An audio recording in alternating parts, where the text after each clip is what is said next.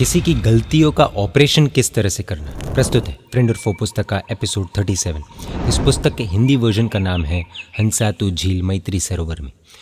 गलतियों का ऑपरेशन किस तरह से होता है, आइए वेलकम।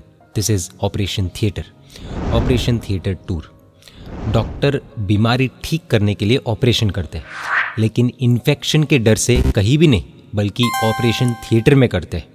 उसी तरह किसी की गलती सुधारनी हो, सलाह देनी हो या ज़रूरत पड़े तो कड़वे शब्द या फिर 2 थप्पड़ भी मारनी हो, तो ये सब एक तरह का ऑपरेशन है। ये सबके सामने नहीं बल्कि एकांत में करना चाहिए। एकांत यानी कि अकेले में। एकांत ही इसका ऑपरेशन थिएटर है। गलती एकांत में हो ज़रूरी नहीं, लेकिन तुरंत टोकने वाला गुस्से में खुद की जीभ पर से कंट्रोल लगभग खो देता है। वो भूल जाता है कि सुधार एकांत में करना है।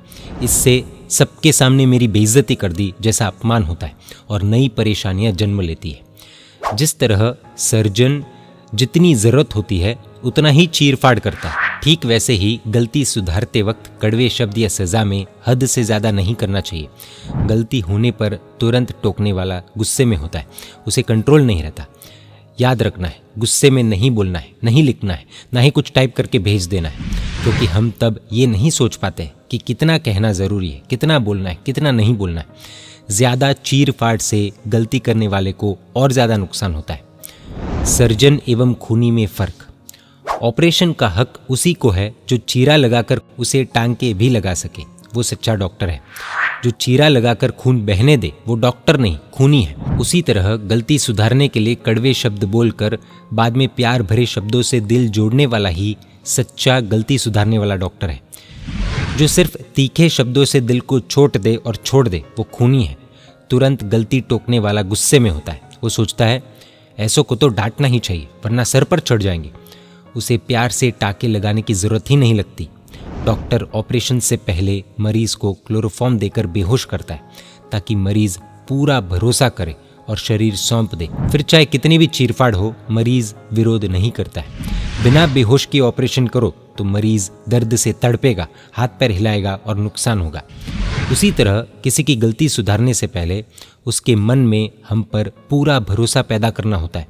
उसे मन का क्लोरोफॉर्म देना होता है ताकि कठोर से कठोर शब्द भी वो चुपचाप स्वीकार कर ले।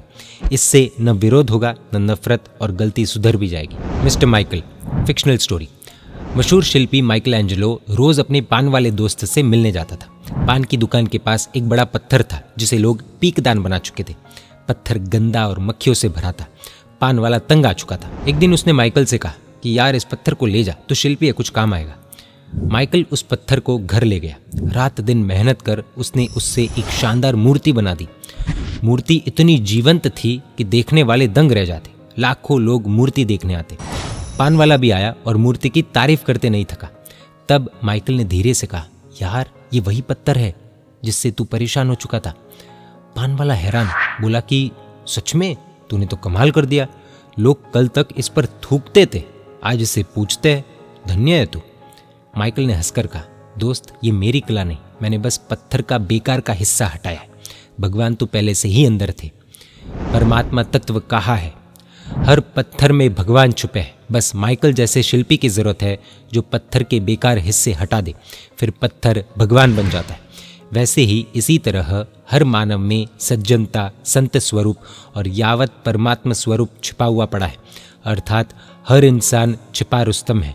बस बुरी आदतें, दोष और बुरे संस्कार हटने की देर है। पत्थर शिल्पी के औजारों के प्रहार चुपचाप सहता है, इसलिए उसके बेकार हिस्से हटते हैं और भगवान प्रकट होते हैं। लेकिन इंसान अक्सर इन प्रहारों का विरोध करता है, इसलिए न भगवान का स्वभाव, न संत का, न ही अच्छा स्वभाव उभर पाता है। विरोध ही सबसे बड़ी रुकावट है जो बेकार हिस्सों को हटने नहीं देता।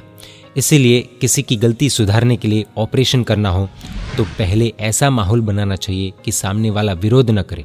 उसका दिल इस तरह जीतना चाहिए कि वो चाहकर भी खिलाफ न जाए। क्लोरोफॉर्म। सामने वाले के अच्छे कार्यों की दिल से तारीफ, उसके गुणों की सच्ची प्रशंसा, उसकी ज़रूरतों को प्यार से मानना और शहद से मीठे साफ शब्द, ये सब क्लोरोफॉर्म है। इससे उसका मन इतने हद तक का जीत सकता है कि वो कड़वी बातें भी बिना विरोध आसानी से स्वीकार लेगा। यही उसकी बेहोशी है। गलती सुधारने से पहले ये करना बहुत ज़रूरी है। जब केमिस्ट कड़वी गोली को चंद सेकंड के स्वाद के लिए शुगर कोट करते हैं, तो सालों तक कड़वाहट छोड़ने वाले शब्दों को क्या शुगर कोटिंग नहीं करनी चाहिए? बिना शुगर कोटिंग की गोली जीभ शायद ले भी ले, लेकिन बिना प्यार के कड़वे शब्द मन नहीं स्वीकारता। जो तुरंत गलती सुधारने के घमंड में डूबा है, वो बिना सोचे गलत ऑपरेशन या गलत चीरफाड़ शुरू कर देता है। उसे प्यार भरे शब्दों से क्लोरोफॉर्म देने का वक्त ही कहाँ रहता है? फिर मन बेहोश न हो तो विरोध करेगा और नुकसान होगा ही। इसमें हैरानी क्या है? चुगलबाज जिंदाबाद। कुछ लोग निंदा करने में बहुत उस्ताद होते हैं। बातों के बीच इतनी चालाकी से किसी की बुराई शुरू करते हैं कि सामने वाला बहकने लगता है।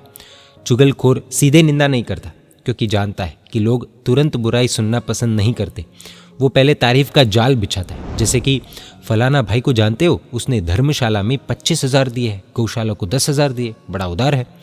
ऐसी बातें सुनकर सामने वाला मज़े से सुनने लगता है।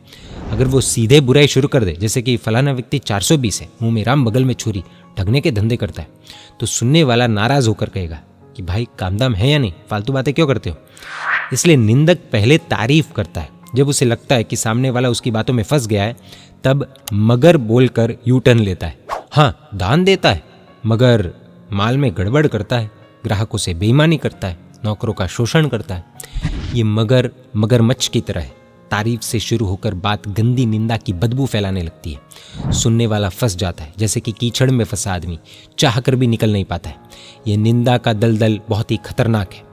कुछ लोग तो इतने होशियार होते हैं कि निंदा करने से पहले कहेंगे कि भाई निंदा नहीं कर रहा हूँ, निंदा करने की इच्छा नहीं है, निंदा करने की भावना नहीं, लेकिन और फिर ऐसी निंदा शुरू होती है कि रुकना कहा ध्यान ही नहीं रहता। हम ऐसे निंदा करने वालों में से तो नहीं है ना? सोचने जैसा है। निंदा का उषा संगीत। बहुत ही फोकस के साथ इस विषय को समझना होगा। निंदक पहले तारीफ का संगीत बजाते हैं, फिर बुराई शुरू करते हैं। किसी की गलतियों को या फिर दोषों को तीसरे व्यक्ति से कहने के लिए भी वो शुगर कोटिंग करते हैं। तो सोचने जैसा है कि जब यही बात उस व्यक्ति को ही सीधे कहनी हो जिसकी गलती है, तो कितनी ज़्यादा शुगर कोटिंग करनी चाहिए। जो सामने वाले की गलती सुधारना चाहता है, उसे पहले उसका दिल जीतना होगा। गुणों की तारीफ दरवाज़ा खोलता है, जबकि दोष गिनना दीवार से सिर टकराने जैसा है। तो गलती सुधारने की इच्छा रखने वाले को पहले दिल से सामने वाले के गुणों की तारीफ करनी चाहिए। चापलूसी या फिर दिखावा नहीं, सच्ची तारीफ। इससे हम उसके प्यारे बनेंगे, उसके दिल में हमारे लिए जगह बनेगी और फिर वो हमारी हर बात मानने को तैयार होगा। लोकप्रिय बनने की युक्ति। हम लोकप्रिय तो बनना चाहते हैं, हम ये तो चाहते हैं कि सब लोग हमें चाहे और सम्मान करें, लेकिन हम काम पूरे उल्टे करते हैं। लोकप्रिय बनना हो तो सामने वाले इंसान की खूबी विशेषताओं की प्रशंसा करनी ज़रूरी है, और अगर उस व्यक्ति से भूल हुई हो तो ऑन दी स्पॉट सुनाने की बुरी आदत छोड़नी ज़रूरी है। कई बार तो जिसे हम गलती समझते हैं वो सिर्फ हमारी कल्पना होती है। सामने वाले के व्यवहार को हम गलत मान लेते हैं, लेकिन हो सकता है कि अगर हम उसकी जगह हो, वही हालात हो, तो शायद हम भी वही कर देंगे और उसे सही भी ठहराएंगे। हम सिर्फ उसका व्यवहार देखते हैं, उसकी मजबूरी, मानसिक शारीरिक हालात या फिर सामाजिक दबाव नहीं देखते। उसकी मजबूरी हमें दिखती ही नहीं है और हम फटाक से गलती का ठप्पा लगा देते हैं। क्यों? क्योंकि हम सामने वाले को शक की नज़र से देखते हैं। हमें लगता है कि वो सही हो ही नहीं सकता। हमारी अहंकारी सोच हर किसी की छोटी बड़ी हरकत को अविश्वास से तोलती है। इस अहंकार में अपनी गलती तो दिखती नहीं, बस दूसरों की गलतियाँ ही नज़र आती है। तो कुछ इस तरह से गलती का ऑपरेशन करना होता है। बहुत गंभीरता चाहिए होती है। गली के नुक्कड़ पर बैठकर या फिर व्हाट्सएप पे उंगलियां घुमाकर निंदा करने वाले शायद ही इसे समझ पाएंगे। जीवन में शांति हर कोई चाहता है, इसके लिए कुछ बदलाव करने पड़ेंगे। जानेंगे अगले एपिसोड में। यह पुस्तक फ्रेंड और फो हिंदी, गुजराती और इंग्लिश तीनों भाषा में hrudayoddgar.com वेबसाइट पर अवेलेबल है। जय जिनशासन, जय महावीर।